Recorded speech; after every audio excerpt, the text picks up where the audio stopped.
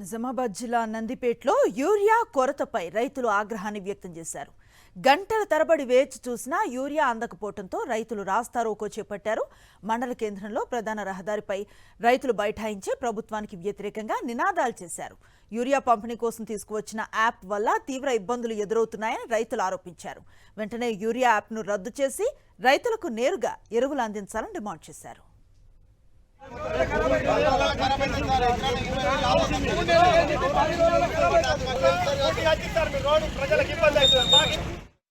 Urea బస్తాలు అసలు 15 రోజుల నుంచి రైతులకు రావట్లేదు. ఈ వరి చివరి దశలో ఉంది. ఇప్పుడు పొట్టమంది అయ్యకపోతే మా పెట్టిన పెట్టుబడి కూడా రాదు. ఈ గవర్నమెంట్ వెంటనే ఈ రైతులందరికీ యూరియా ఇప్పించాలి. తక్షణమే యూరియా యాప్ని రద్దు చేయాలి. ఎందుకంటే ఎవరికి ఆ యాప్ ఇప్పుడు తల్లివేద యూరియా వచ్చింది, విత్తిన 50 సెకండ్లలో అయిపోయింది. చుబ్రాయిపల్లి వచ్చింది, నిమిషంలో అయిపోయింది. తక్షణమే రైతులకు అవగాహన లేదు.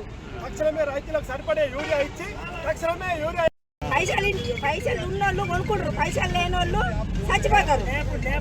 పైసలు ఉన్నోళ్ళు యాప్ బంద్ చేయండి, ఫోన్లో ఉన్నది అది బంద్ చేయండి. మాకు వేయరాదు, మాకు ఇల్లు కూడా రావు.